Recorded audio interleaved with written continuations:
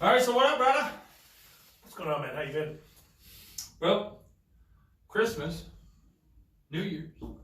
Yeah. New day. That we do. Well, this is one thing that, and I know we were talking about it earlier, but Christmas is fucking weird this year, man. Why? What do you mean? Well, I just feel like, it was weird going into places, like even Christmas shopping, like, it felt like we were stepping back a little bit from what happened a couple of years ago with fucking mask wearing and everybody had to order shit and fucking Amazon and all. But I just feel like it didn't feel like Christmas. It just came, went, and passed. And I don't celebrate it for the same reasons maybe other people do. I'm not a big gift person. I just love seeing family and stuff like that. But it was fast. It seemed faster. Maybe that's because I'm getting older. Yeah, unfortunately, that is the side effect of getting older. Everything moves quicker. What's your family tradition? What do you guys do on Christmas? Well, it kind of varies, but usually what happens is we'll have a day of Christmas on my side or her side, and then Christmas at home with the kids. So, Jesus, almost like three different Christmases. Yeah, which is totally weird when you think about it, you know? Well, As you a did kid, that you're used to one, and then, well, see, that's the other difference, too, though, now that I think about it. That's probably a different experience that I had to many other people.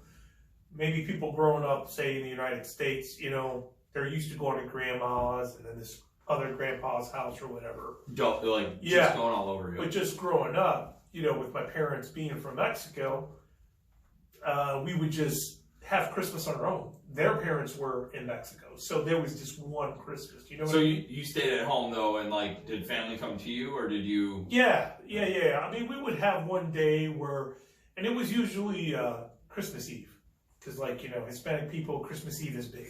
They'll stay up all fucking night. Oh yeah, the whole shebang. Yep, the whole shebang. Tamales, stay up to midnight, and then after midnight they'll open up the presents. That's the Mexican tradition. Whereas the American one is more like Christmas Day, wake up, open gifts, then people come over to have Christmas dinner. Right.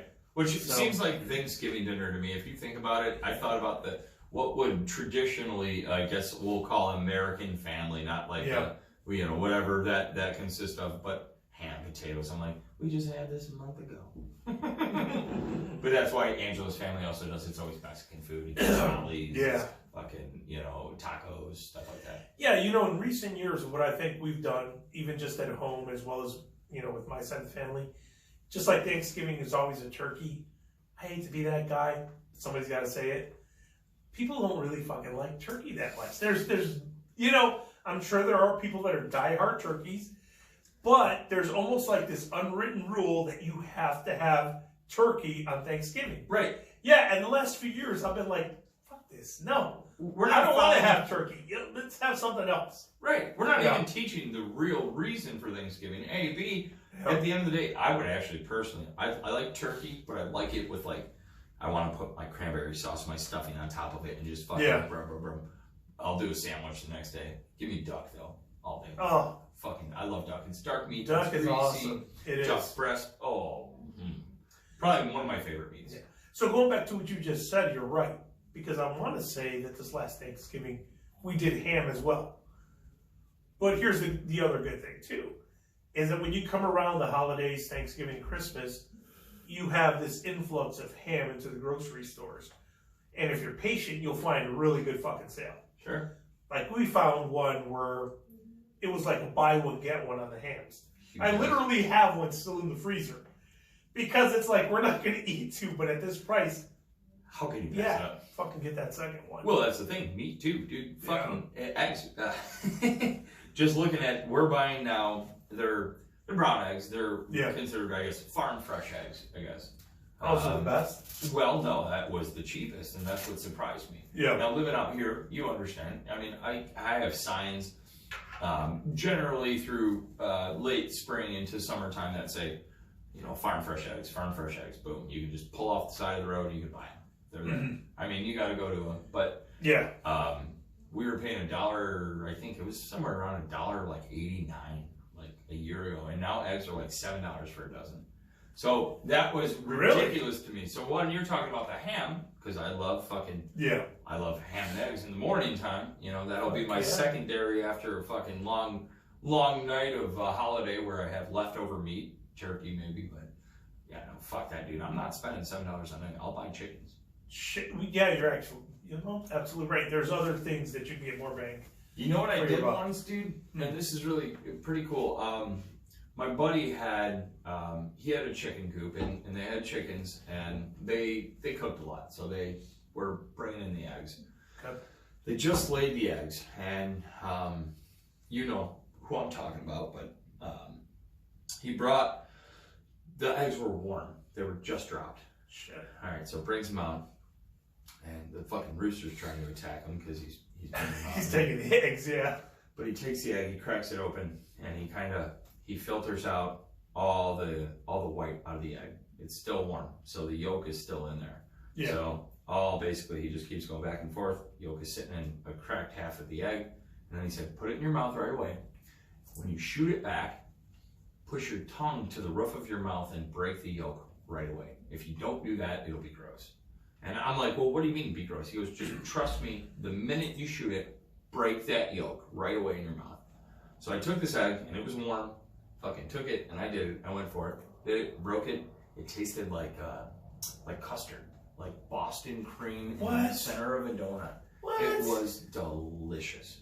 It was, the way I was thinking about it was a little weird, but yeah, it was delicious.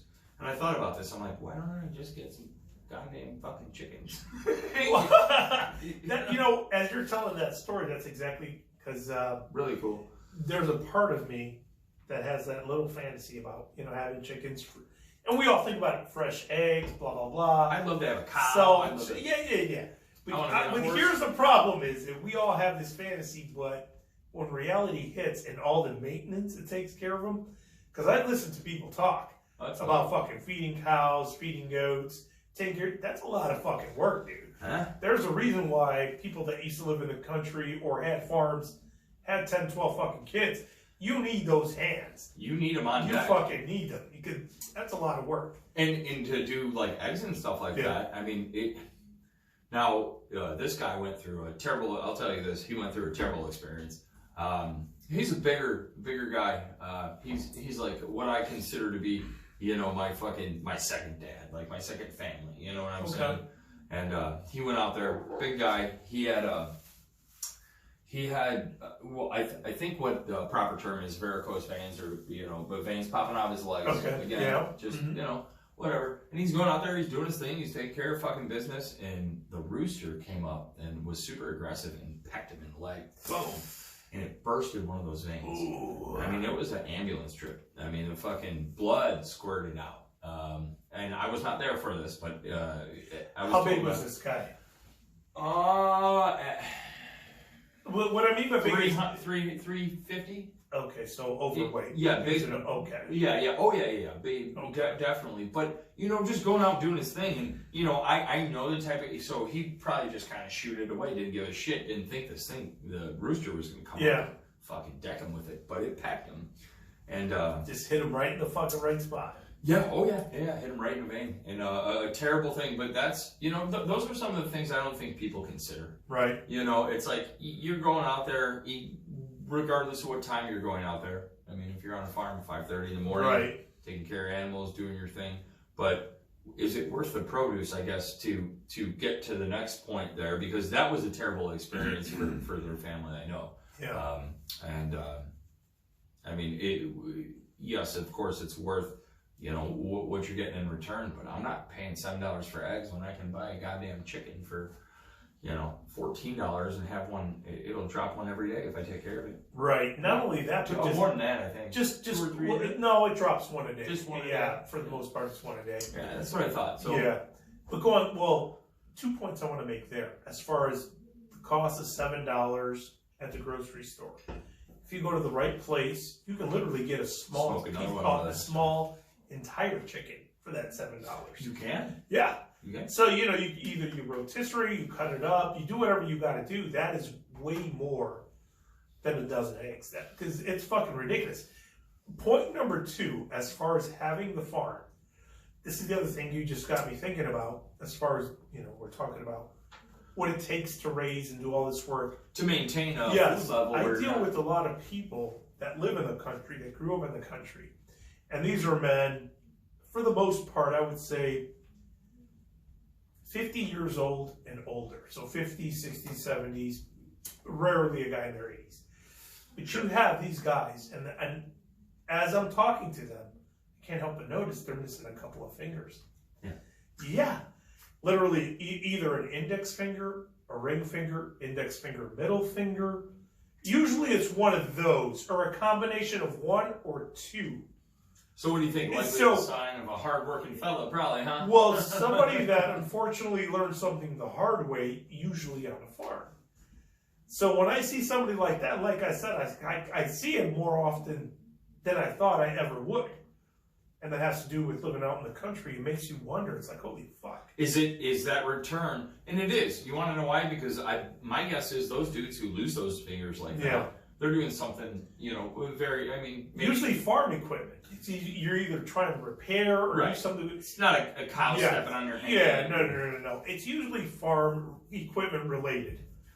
For, the few guys, only if I've known them for a while and asked them about it, they'll tell you that that's what it was. But at the end of the day, let's face it. Let's say that's what you're doing, and you wake up, you get up at 4 o'clock in the morning, you go outside, you take care of your animals, and the return is partially you're getting some of the things you're utilizing to survive, self-sufficient, as yourself, but also maybe selling it or doing whatever. Right. My guess is it's totally worth it because. It's hard work though, and that's what people don't understand. This is not work. Like you're not going and this is not. I'm not degrading somebody working in a fashion where let's say you're behind a counter or something like that. I understand that, but you're getting two payoffs. And I think what you're trying to lead to is that there's something more fulfilling that when it's straight hand to mouth. When you're either raising animals, raising crops, and you are the straight beneficiary of it. Right. And then the secondary is you have enough to sell and then make a profit to somebody else. Exactly. So I know what you mean, as opposed to just getting a paycheck and everything. And going to the store. Somebody else. And now you're paying $7 for eggs. Yeah, there's definitely a different level of pride. That's why, like I said, in my head, I had this little fantasy that, I could have a couple chickens, maybe, quote, a goat. But this is the other reality that I think many of us don't think about is the level of care. Because think about this. If you have animals to take care of like that, what are the chances of you going away for a week or two? Just something simple. Okay. Because just having pets, like a cat or a dog, a fucking hamster, you got a huge turtle. You know what I'm saying? Yeah. And I mean a real turtle, not the one in your pants. Yeah. He's a tortoise. Yes. Exactly, tortoise. Yes, thank you for correcting me. My ignorance is bad. Tortoise. But my point is, if you think about it, when people want to go on vacation, one of two things happen. Family has to take care of it. Either you take it in or you go to their place to watch them. There's that dynamic. Now, once you bring in farm animals like chickens or goats, you're going to another level. If you don't have adult children or another adult on your property that you can just literally say, you take care of this, what do you do? That, I think people don't think about that. I think that if you're in that situation, hopefully you have that set up if you plan on going on vacation. Yeah. But it's a commitment that requires 365. It's a fucking huge commitment, just like pets are. Just like a dog. Yep. You can't go on vacation for 7 days and go, well, I'm not going to feed you for 7 days. They'll die. Right. Right. Exactly. But once again, a dog, we're talking literally one animal. Either somebody's going to come and let the dog out, spend a little time. But even with a dog, it seems to be more practical to have somebody fucking crash at your place. Not to do a goat. Yeah, exactly. A goat and fucking chicken. Now, you're not just letting them out and back in and putting the bowl down. You got to go clean the fucking pen. You gotta, If they have access to outdoor and they can graze, you might be okay for a few days. But you need to make sure. You're absolutely right. There's no leaving your cattle without somebody showing up, or your livestock, whatever it is. Chickens, goats, cows, horses. Holy shit. Yeah, now you're getting crazy when you get to the bigger animals like a horse or a cow. I mean, that's a lot of fucking work. Well, you want to know what's weird to me? Horses here, I don't know if there's a law. Actually, I should look it up to be sure, but yeah. In Texas, in southern states that probably border Texas, but I know this for sure for Texas, if the temperature drops below 55 degrees, if your horse doesn't have a blanket on it, you'll get arrested. So here's my question. We have horses way up north. These motherfuckers ain't wearing, I'm driving past them, they're not wearing blankets. So our laws are a little different. What's the difference between the horses? That I don't know. Why? Because they're used to the temperature, but... That's probably a good point. It's probably because in Texas you're going to have more warm days than cold. But they have... Where up here you can get more climatized, or, you know what I'm saying? In other words... They have farms with zebras, though, in Texas. And those you have everything in Texas. Right, and those motherfuckers are coming from Africa and shit like that. And it's like, okay, wait. So are you putting blankets on all your zebras then?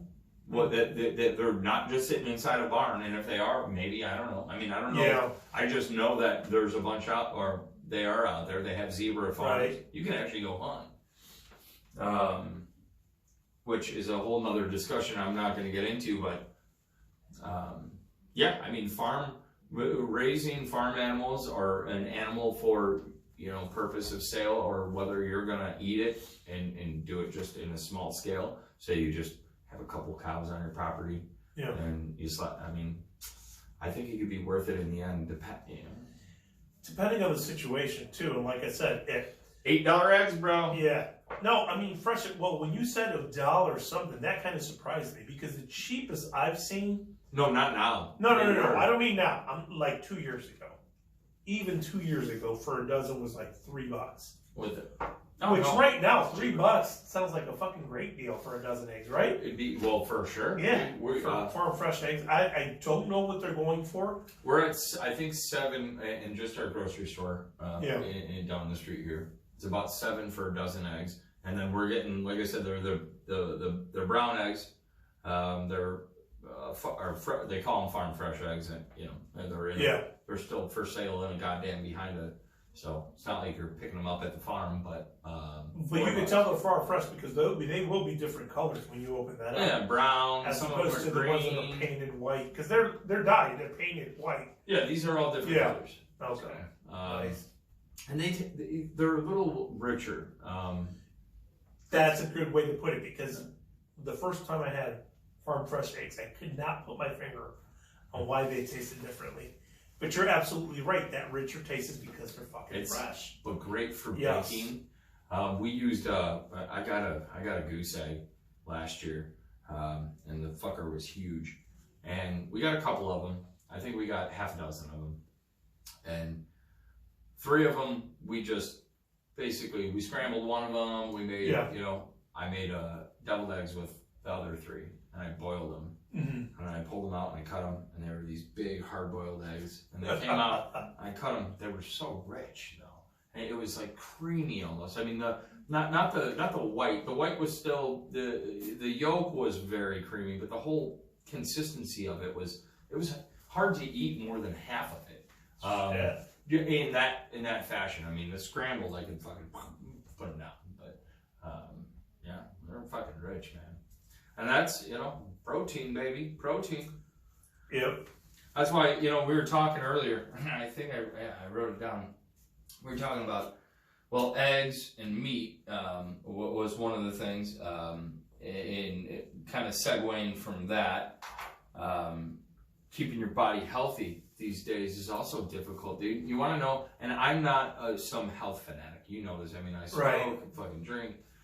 But I can tell you this, that it's funny walking down. I was just with my pops, and we were in the store. It was Hy-Vee, and we're walking through a keto section, and I see all this shit. Okay. And I heard somebody talking about it, and it made me laugh. So I started grabbing. My dad's always reading the back of shit, and he's always making sure that it's like, nah, this is too much. I do the same thing, but keep going. It's like skinny popcorn. Yeah. You see, it's like people just grab it. They see skinny pop on it, and then I realized I heard somebody say that, and then I saw a bag of it, and I grabbed it, and it was next to this whole section of stuff. And I'm like, oh, chocolate bars. Oh, grab this. What? It's really not that healthy for you. You still got to be on top of some shit, but there's a way to sell some of that, and that's by putting something just as fucking simple as skinny on it. Yeah. I could call my shit. I could be like, marketing. Yeah, 100%. Skinny Cheetos. Man, well, somebody's going to buy it. Right. No, they're still bad for you. Yeah. You know? So, I mean, and that's just jumping. I know we're kind of jumping spaces there, but from getting farm fresh things or raising your own things and eating them, but then going to the store, paying this extreme price for something, or thinking you're buying something that's actually healthy for you, that's not. I mean, and fuck that. You know, I don't care. I mean, I try to keep myself healthy in physical ways so I can eat bullshit. But I think that's a bad thing too, right? Just because I run doesn't mean I can eat Oreos. You're trying to create a balance. And one of the things I will say that you do a great job, and you actually turned me onto this, as far as the cooking, is a lot of things you do it from scratch. Right. Yeah. Which is fucking awesome. And the second thing is it'll be real food. By that I mean it's either plant, animal, vegetable. Right. Vegetable or fruit, which is super simple. Things that like a paleo diet, things that aspire naturally on the earth. Sure. As opposed to, because you know what, it's funny that we're talking about food right now, because I just literally, I just put Facebook back on my phone, because I go on and off. There's sometimes I'll be gone for months. I literally put it back on this morning, and I'm scrolling through there, and I noticed a mutual friend of ours put a picture. It's probably been a few days ago or a week or two ago. Like I said, I'm seeing it. I could probably figure it out if you tell me. I'm not very much, but I might have seen it. I was. Well, it was either 3 or 4 guys had this car next to a tree, and they're using a rope to hoist the engine out. And that's where the term shade tree mechanic comes from. In other words, you're under the tree, the shade, and you would use, one of the limbs, to put the rope over, and you would hoist the engine out. But the part that stood out to me the most, just like this picture, and going back to seeing like the very first Jason movie, if you have the opportunity, go back and watch that movie. Do they? Here's the two things in correlation. The majority of people in these movies are not thin. They're fucking skinny. I mean skinny. In the first Jason movie, the guy that, quote, was the fat guy, right now we would consider him maybe 15 pounds overweight. Dad bod. Not even. He was smaller than Dad bod. He was just a little bit more chubby cheek and a little bit more in the midsection. Well, that's because we're lazy today. Well, partially. When was that movie? Do you know when that came out? I want to say early 80s. Because I've seen it. Yes, but here's the point that I'm leading to. I don't think it's so much the lazy thing. I think it's fucking processed foods. It's corn syrup, all this GMO bullshit that our body does not know how to process. No. Because to sidetrack a little bit more, I remember seeing this old footage of like some of the few very first McDonald's to open. And they pan the camera and show people behind the counter, and they're a bunch of teenagers, and they're fucking all twigs. All fucking twigs. So I can't help but think to myself, and I have an eye for this because I continuously struggle with my weight. I always have to keep an eye on things, because if I let too many carbs, too much of this processed food in me, I pack it on efficiently. Right, yeah. Just my DNA alone, it'll stick to me. Will you go out and, let's say, I mean, come on, a McDonald's cheeseburger sometimes is just the best fucking flavor you have. Oh, absolutely. So if you go out and do that, is it easier to just then say, fuck it, I'm going to go for a walk? And does that, I mean, that's where I lose a little bit of what, I mean, I misunderstand. My metabolism is fast. Yeah. It always has been. I've always been very active. Moving. Well, let me put it to you this way. Still not good for me to eat a McDonald's cheeseburger. You're right. Yeah. But you can burn it through probably 5 times faster than I can. But if I did it the once a month, is it going to hurt me? Not at all. Not at all. But the problem, because everything is so accessible, and going back to the cost of things, it's so cheap. It's fast and it's cheap and it's convenient. $15 whole family fed, pretty much. You know. Well, probably not so much now. I think maybe 2 years ago you could do that. What does a cheeseburger cost? I think all right. We'll do the double cheese. We won't do a single. Okay. I think it's like $3 or $4, right? Probably not quite that high. A double is, if I haven't put a number on it, because they were really cheap 2-3 years back. $1.07, dude.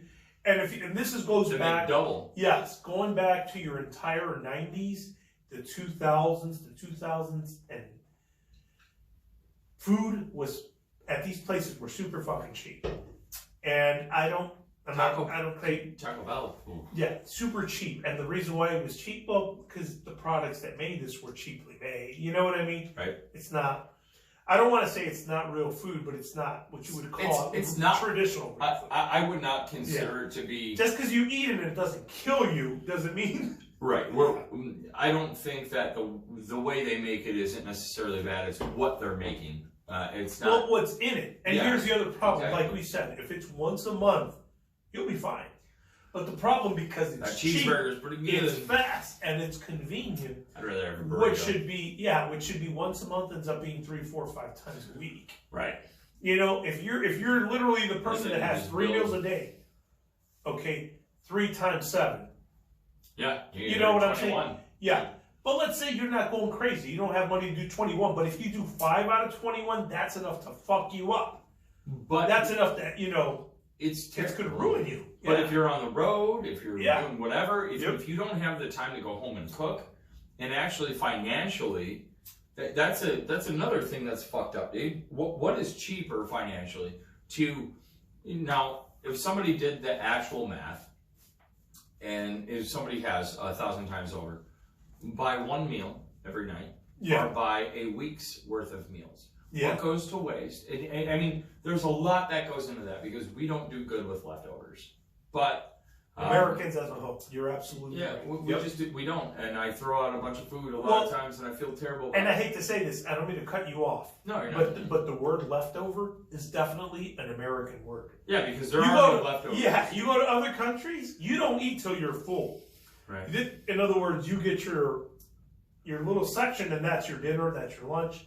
And it is fucking gone. There are no leftovers. There is, they don't have a fridge they're opening and going, oh, well, I have macaroni. Right. No. Right. In some places, obviously. Right. So anyway, I just wanted to make that point that this is let's call it a Western. It's a Western. Western culture luxury, really, if you think about it. Well, it is. It's a luxury that we take for granted. Well, when Angie's kids were here, that was one thing I would do occasionally, and it was collectively. After I did it, I felt guilty, and I felt everybody else should understand how much we were wasting. So one day I cleaned out the fridge, and I had a bag. It was fucking heavy, dude. It was pathetically heavy. Yeah. And I'm like lifting it up. I'm like, all right. So I saved it in there, tied it up. Right. I said, lift it up. I said, that was the last week, maybe week and a half of food right there. That's what we're throwing out. Right. We need to get more to that. And we love to cook. So it's really easy to the next day to resort to, oh, we want to make this. Right. Something different. Even though it might not be affordable or really makes sense to do the next day, it's like, well, we have all this. Sometimes we do it. And that happened a lot. And, I noticed it. And I'm like, fuck. And I still notice it now and they're not here. So I still do the same fucking thing. Still wasting food. Those patterns are hard to break, and I have the same thing happen at home. The same thing. You get into this funk where you're used to cooking like the small meals. Yeah. Like this is for 6, 7, 8 people or whatever. Yeah. It is so hard to break that habit to say, hey, half of these people are not here anymore. And then reduce that. That is a mind fuck. You're right. Because, you buy his fucking package with 8, 9, 10 fucking chicken legs, you end up making it all. When realistically that should be broken up into 2 or 3 sections. Freeze it. Yes. 2. Right. Because let's face it, after one, could I go back for a second? Of course. I could eat probably all of them if I wanted, but I'm not going to. Yeah. Ever. You're absolutely right. No, and see, that's what's hard. I think families also struggle with that now, buying stuff, because it's easy to look at, like, for instance, a bag of shredded cheese. If I'm looking at that, I'm going, well, I can buy this little one for $5, or I can buy the big one for 12, it's double the amount. It's $1 more for double the amount. Are you fucking kidding me? If I had a family of 4, that would be gone so fast. Yeah. So do you make them sweat it a little bit? I don't know. I figured out for us how to do it, and it's cook less. We're I'm every other day now. We'll do a meal every other day.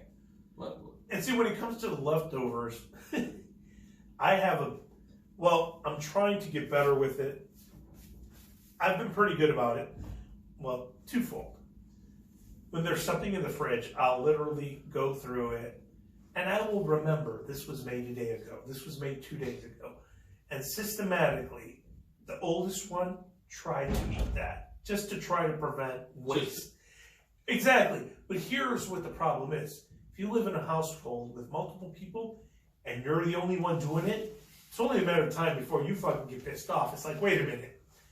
I'm the only one who's going back to make sure we don't waste this food. What we're doing. Yeah. But here I'm eating two-day-old food, and you guys are saying there's nothing to eat, and you want to go buy something. And you're frying shit up. It's like...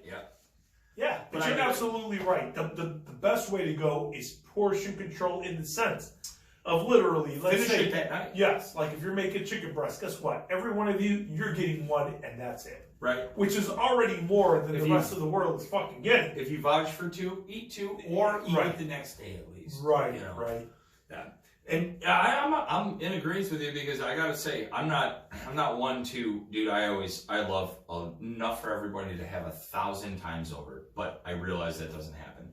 And even if we have a party, we cook. I'm like, oh my god, what the fuck did we cook for? Did we cook for all of them? Yeah. And it's like, like the last time there was 3 of us here, she cooked like 3 or 4 pounds. It's like not every dude's gonna eat a pound each. No, because there's other stuff and whatnot. Yeah, you're eating everything, and you know they say when you're doing meat, for instance, for burgers, a 1/4 pound of burger per person.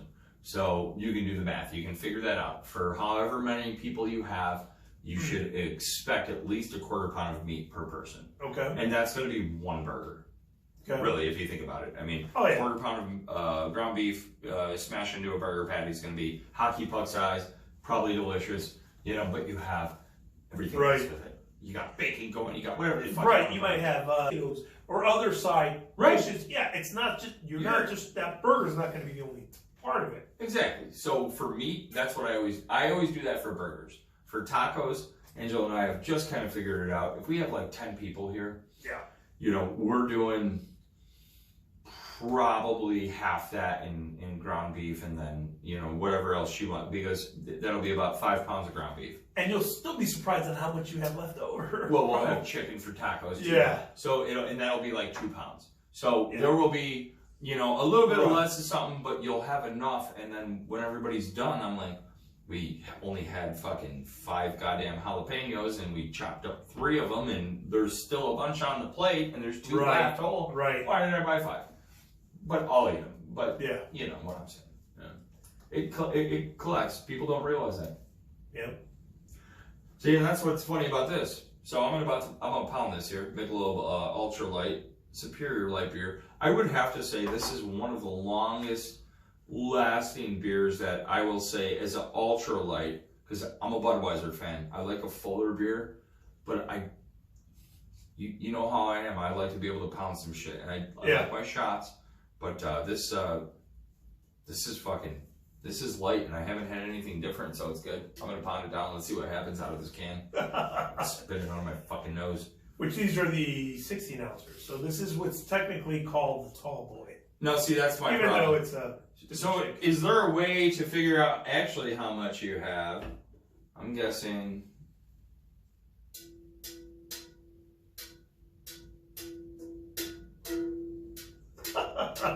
Alright, so there is a little sound. I'm guessing I'm about right here. Close to the slightly halfway point. Feel it. I'm not going to chug it all, probably, because I'm a pussy, but... Yeah, you're about, good halfway point. Alright, we'll see. It's not coming out of my nose. And, then, I gotta tell you, dude. Something funny about beer. I think I'm gonna cut it out completely. But I need to do that, and obviously other things would follow that. But I just think I drink it to get drunk. I don't even know if I like the taste anymore. Budweiser, I like Rolling Rock a lot. Yeah, but they fill me up, and so by 2 now I'm full. So and I want to catch the buzz. So I just teeter on that buzz, and I'm like, well, fuck, what's the point?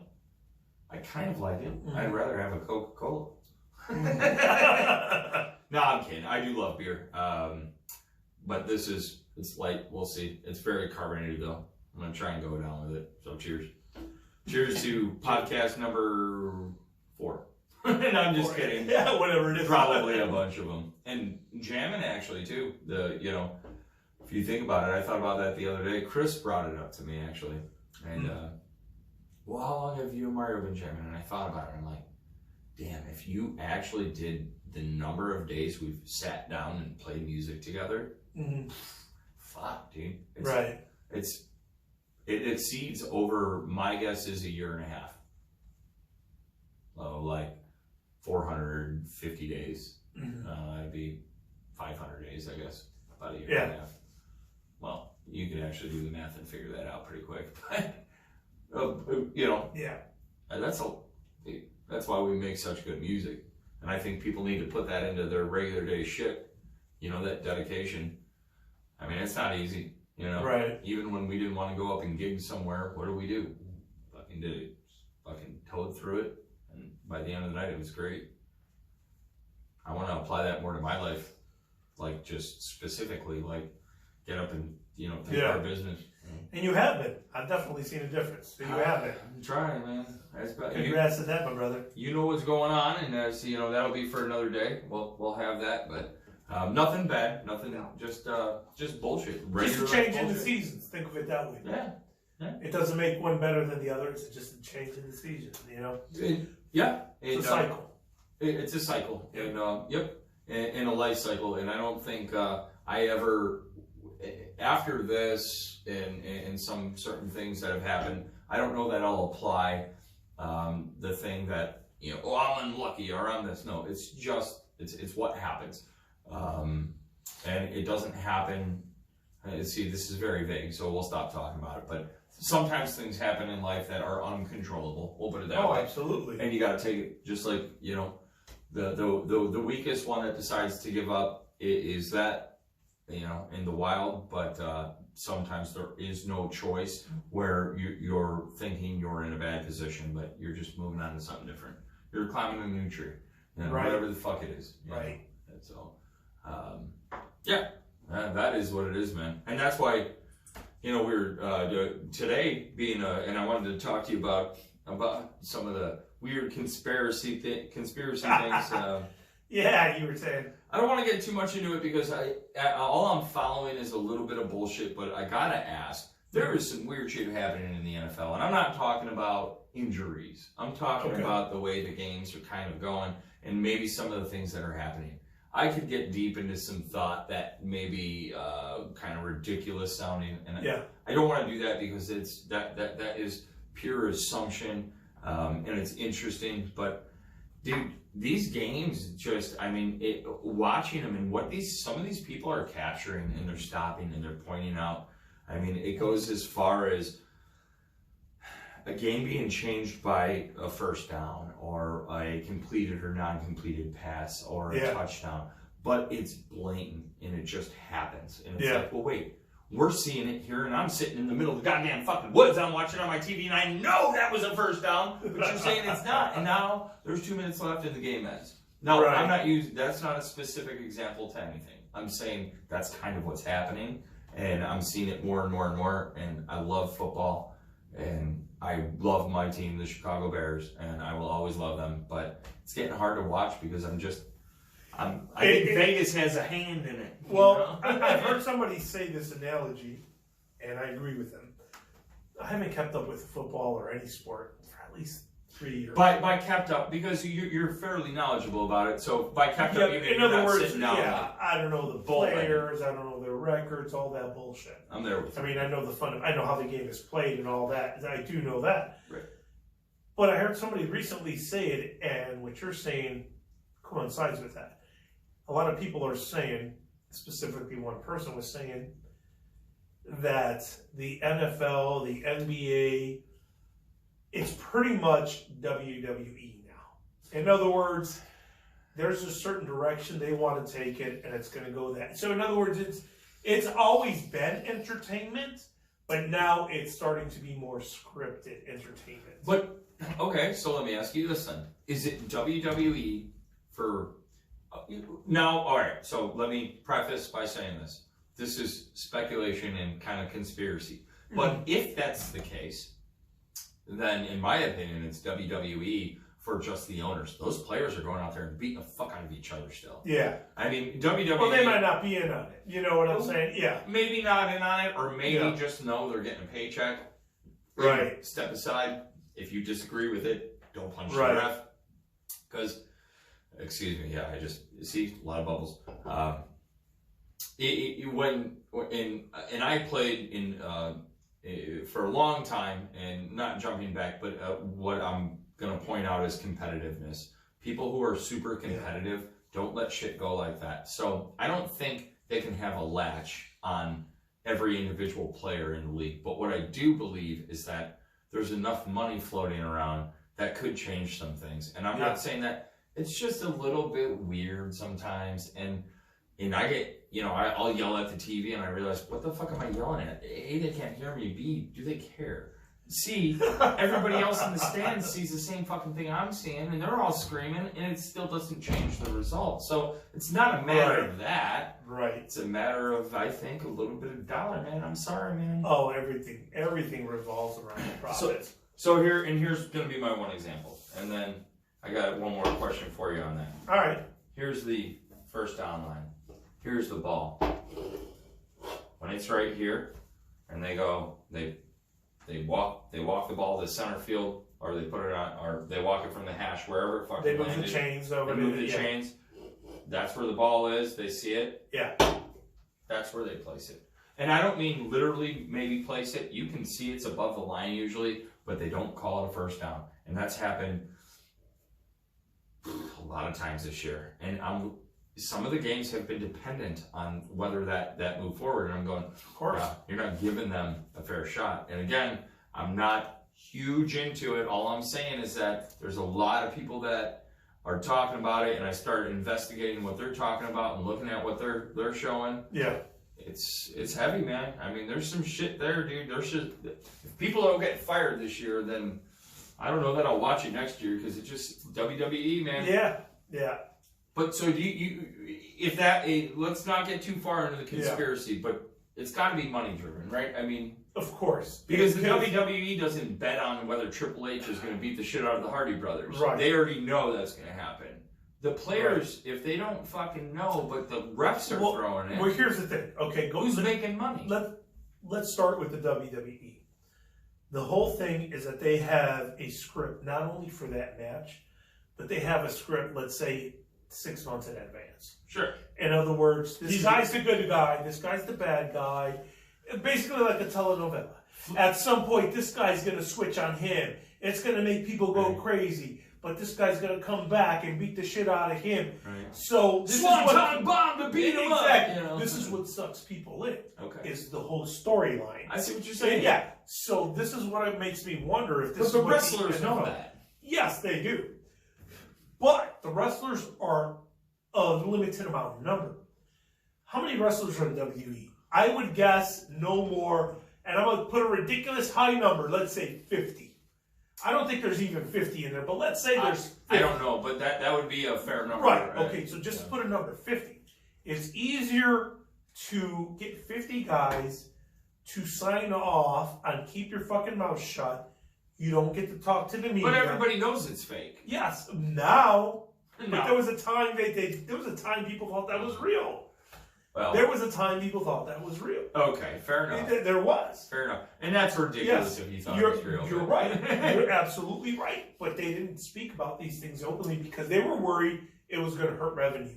That if the curtain was drawn back... Still very entertaining. Exactly. And I think that's what shocked them, is that they understood, wait, people now know this isn't real, but we're still getting the numbers. people are saying paying ridiculous amount of numbers for WrestleMania or whatever. Yeah. So now bringing that back WWE to Raw or FRE. No, well, it changed. Well, it's WWE now, yeah. Because the World Wildlife Federation sued them. Yes. I remember that. Anyway, go on. Sorry. Yep. So, where I'm starting to think that with these professional sports, once again, we're just speculating. We don't know nothing. Nope, not at all. And we're talking about the NFL, is that there are certain storylines. Just like, okay, who won the Super Bowl last year? It wasn't Brady, right? Yeah. No, it wasn't. No, he did win last year. It was Tampa Bay. Yes. But who did they play? They played. Well, no. Doesn't matter. Just think about. Oh, they played Mahomes. They played. Yeah. Brady has been a money maker for the NFL since he had his rookie dream season where he took the Patriots all the way to the Super Bowl. Think about that. As a fucking rookie, a 7th round pick, if I'm not mistaken. I'm not sure. Yeah. I want to say he was a 7th round pick. I think they had Drew Bledsoe in front of him. Drew Bledsoe. I remember Drew Bledsoe. And this motherfucker comes in and just fucking lights up. Well, this is what I'm saying. If you look back in history, I'm not saying those games were fixed or anything, but because of that whole storyline, the underdog. But he came back and he's fucked up this year? Well, this year, yes. But think about it, last year. He switched teams. They know he's a moneymaker. So the fact that he came back with a different team to win it, I don't know what the exact numbers on the ratings were, but those make great storylines.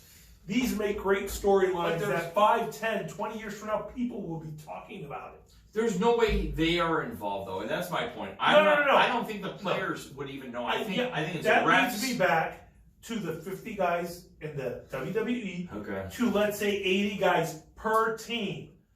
You can't keep 80 guys per team silent.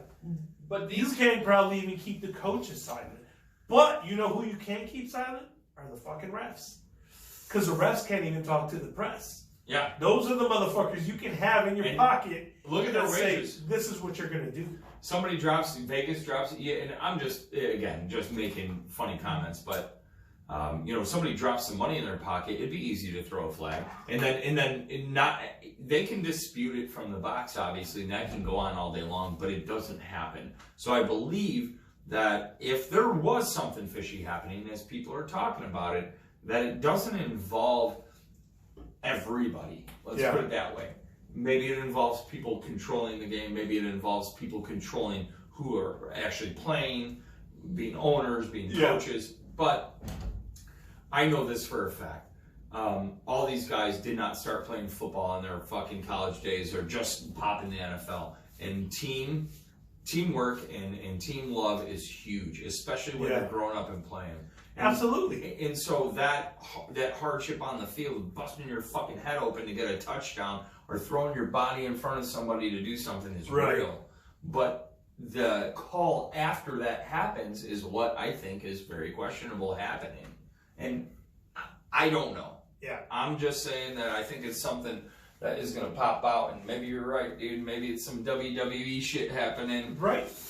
UFC doesn't do it. They don't call fights because, well, you know what? Let me put it this way. We don't know anything about any of that, I guess, in a standpoint. But I will say this. A fight is a fight, and those guys go out there, and there's been some tragic things that happened this year in the NFL, and I can't even begin to explain how horrible it is. Obviously, we talked about it. Nobody likes to see a brother go down, and that's some real shit. And that happened, but I certainly hope they don't find out that some other shit's happening on the top, man, just like it's happening everywhere else. Right.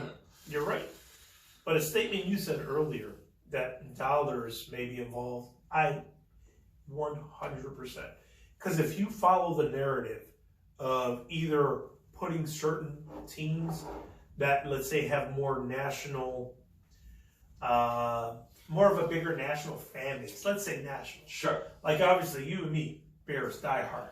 But think about somebody nationally, like a Cowboy.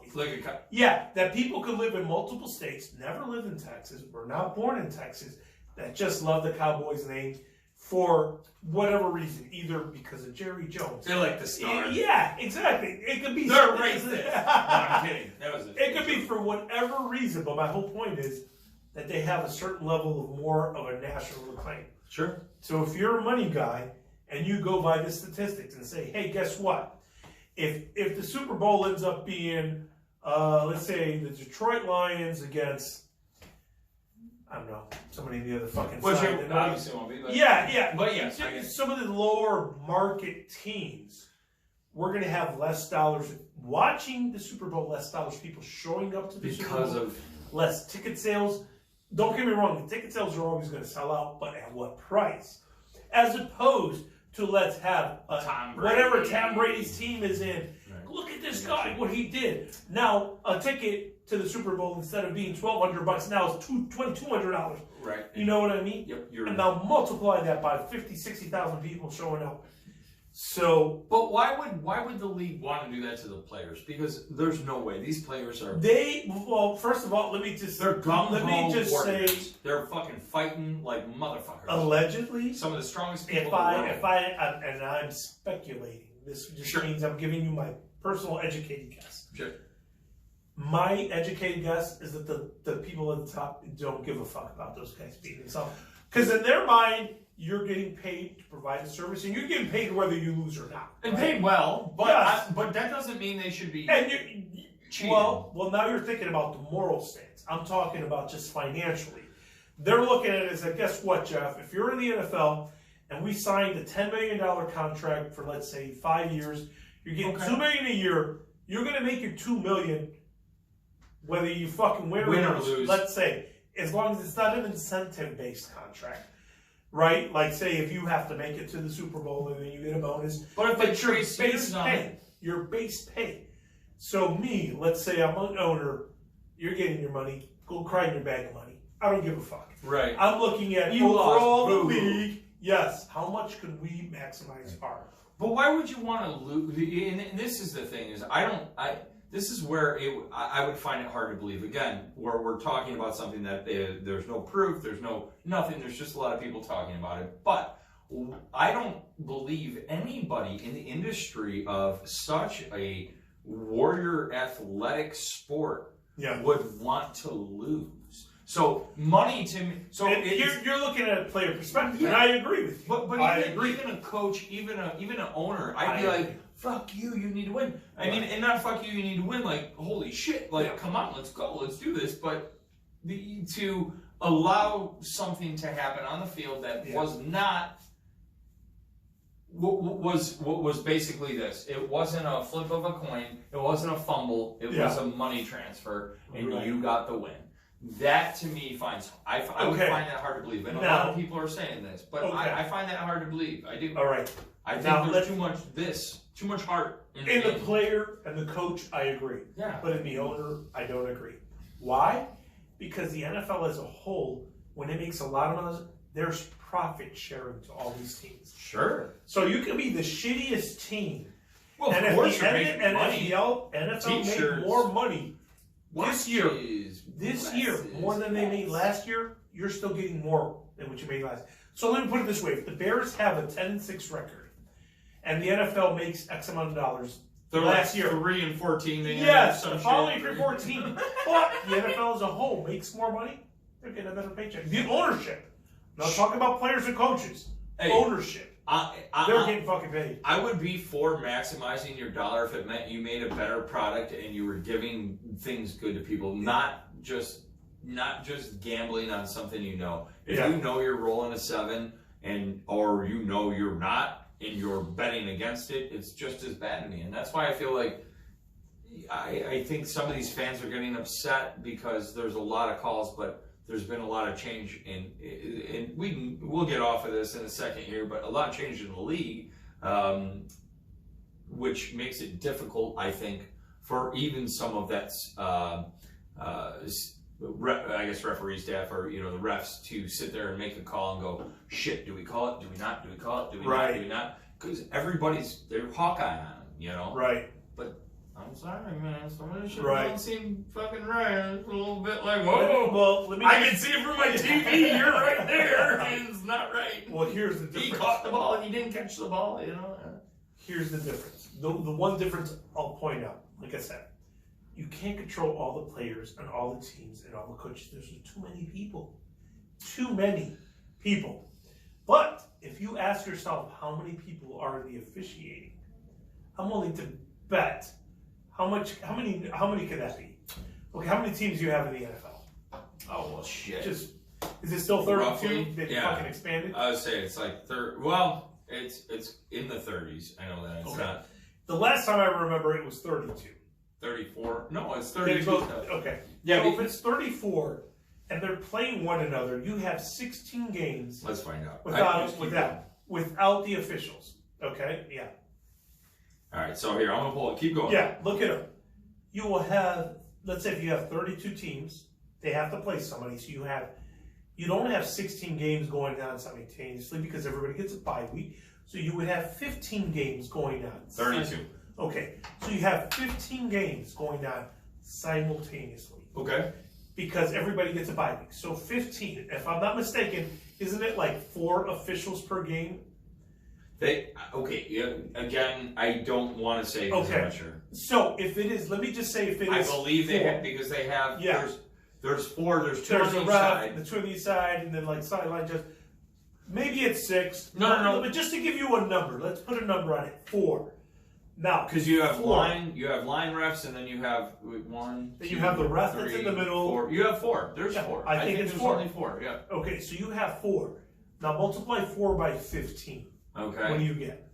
Well, that would be, or it'd be 60. 60. Yeah. So now you have 60 guys in the entire league. Now you're going to have some backups in case somebody's sick, somebody gets in a car accident. So you have some other plug and play guys, okay? Sure. 60. So let's put that number to 70. Okay, so you have... To give you 70 officials. 10 backups. Yeah, in the entire NFL. You have 70 people. It's easier. 32 teams. To control. 16 games. How many games? 16? Not 16. It's going to be 15 because everybody gets a bye week. Everybody gets a bye week. So 15 So games. only 15 going on at the same time. So, and then as you get off the season, that gets less because you get less teams playing playoffs. But Less and less officiating needed. So my point is, if you have 70 refs that do not have to answer questions by the media, okay, it's easier to control 70 men or women, whenever it is on the field, and have them basically, this is what I want you to do. This is why you're going to do it.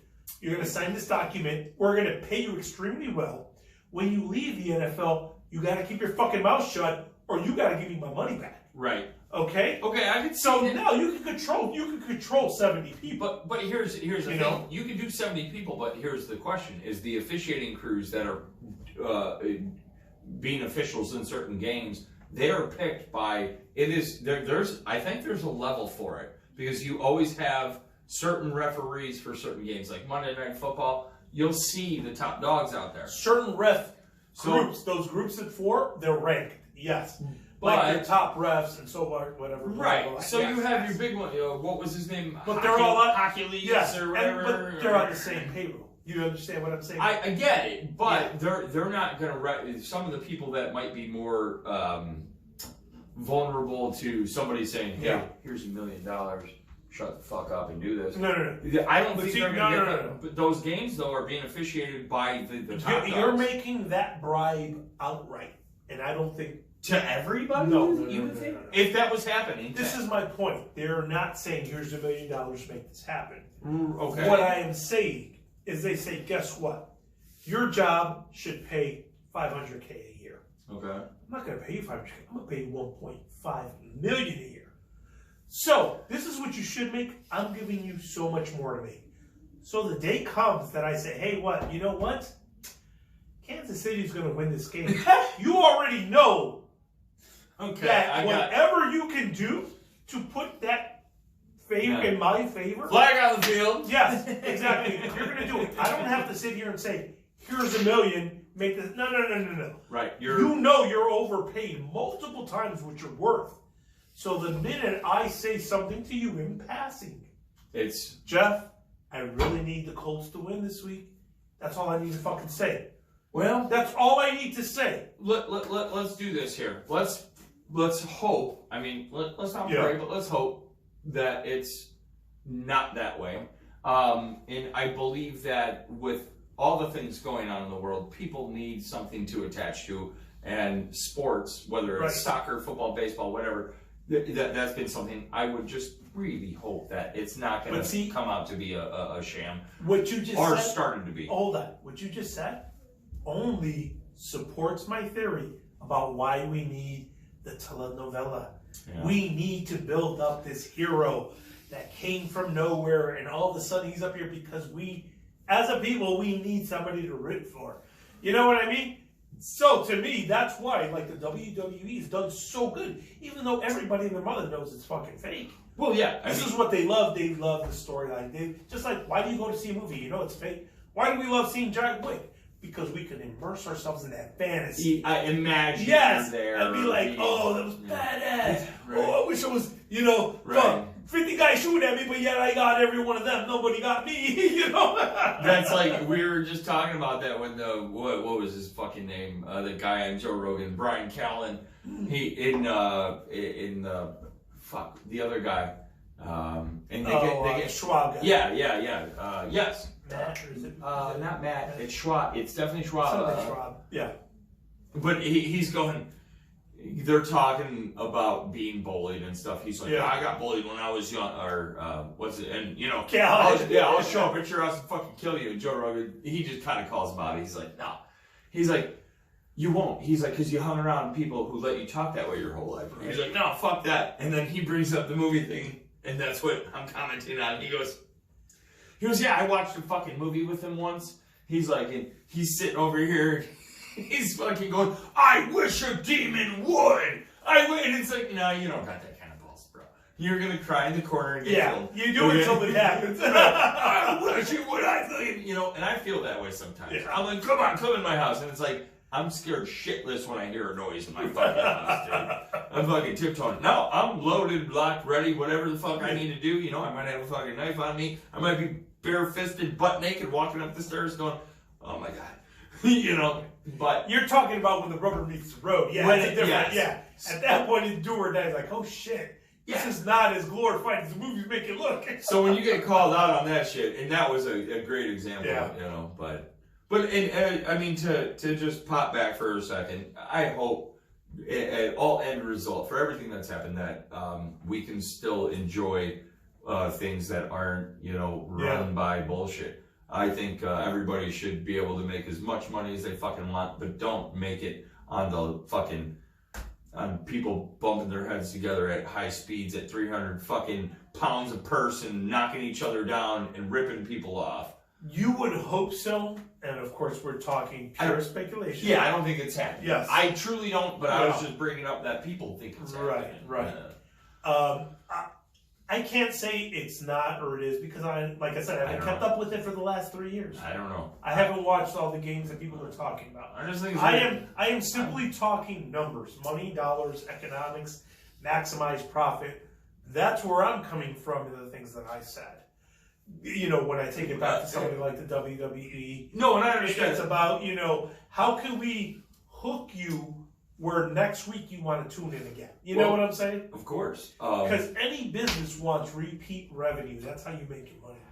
And if they know, then they know where to bet to. Yeah. And I mean, that can go 1,000 ways over in different ways, and not just speaking about sports or anything like that. But I don't think so. I think there's been a lot of misfortune for a lot of people in the league, and maybe there is. I hope not, but that's been pretty heavy out there for a lot of different things, and thought it was pretty interesting, man. Because we run in a world being musicians, and if you think about it, that can't happen there because performance, it does, and it doesn't very often, but that's like auto-tune, or that's like singing, lip singing and having a track behind you. Yeah. You find out that, then you immediately it diminishes it. Yeah. Disinterest in the artist. It's like, well, fuck this. I'm never watching this again. Yeah. And that's kind of why I'm a major Bears fan. And I understand. And I understand that you have an emotional attachment because you played football. For a long time. Yeah, you played it. So I totally see where you're coming from. And I agree. I think anybody who's a football fan, I was a huge football. I still love football, even though I haven't kept up. You know a lot about it, actually. I was surprised when we started talking. I'm like, damn. But you know a lot of the cool history with a lot of the cool things that happened throughout the years of. Yeah, I mean, there was a point where I could I could tell you every player on the Bears and who was doing what, who was good, but I haven't kept up with it in a long time. But like I said, I definitely fell in love with the sport. I still love it today. If there was we're doing this on a Sunday. I'm sure the players, we go put again. I would be happy to see it. Playoff games are rolling. Yeah. And I watched them yesterday, but by watch them, it was background. I was doing other things. I was listening and watching, getting sucked in 10 minutes at a time. Good games. Some of them, again, kind of a little unbelievable turnaround. I'm like, holy shit. But again, I love seeing true people who love what they're doing. Yeah. You don't go into Staples and get excited about buying, a printer from the guy who's checking you out. I get excited when I see somebody score a touchdown and they're just ecstatic, or a big hit, or Let me just end it on this. Going back, because we're both football fans. We both obviously watched WWE, quote WWF back in the day. Think about some of the wrestling matches that we saw that consisted of one guy getting his ass handed to him for 10, 15 minutes. Think about that. Literally, he's getting beat to shit. Like somebody I specifically remember somebody like a Hogan or a Macho Man. And I know I'm going way back. Randy Savage. He's getting his ass. Randy Savage, Macho Man. They are literally getting whipped. Yeah. But at some point, the crowd gets loud. He starts blocking a shot. And he just starts getting up. And guess what? All of a sudden, like a game, that power lever goes the other to way. 100. And now he's whipping the shit out of the other guy. We're in real life, dude, that don't happen. Right. If you're getting your ass physically, you're getting beat. You ain't getting back up. All right, I got you. So that's a great marketing ploy. That's a great way where people say, he came back. It's very entertaining. You know what I mean? Exactly. It keeps people you love on your that. seat, dude. People love that. Guys been getting fucking elbows off the third row, all this left, right, and center, and all of a sudden he just gets this